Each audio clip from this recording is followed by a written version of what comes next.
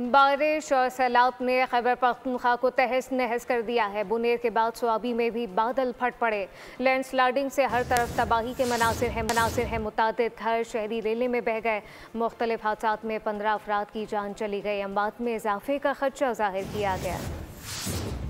सवाबी में cloud burst और landsliding से बड़ी तबाही। सैलाब में मुतादिद मकानात बह गए, कई अफराद लापता। सैलाबी रेला रास्ते में आने वाली हर चीज को बहा ले गया। पहाड़ी मकामात पर लैंडस्लाइडिंग से भी नुकसानात हुए। सवाबी में रात से जारी बारिश के बायस नदी नालों में तुग़यान टीमों को तलब कर लिया गया। दूसरी तरफ बुनेर में भी सैलाब से मुतासिर अफराद के लिए इमदादी कार्रवाइयाँ जारी। कई अफराद ताहाल लापता। उधर सवात के इलाकों मकान बाग, सैदो शरीफ रोड और मुल्ला बाबा में 4 रोज से बिजली बंद और साफ पानी नायाब हो गया। जिला इंतजामिया का बताना है कि सवात में बारिश से 400 मकानात मुतासिर हुए। सब्सक्राइब करें और बेल दबाएं ताकि कोई खबर रह न जाए।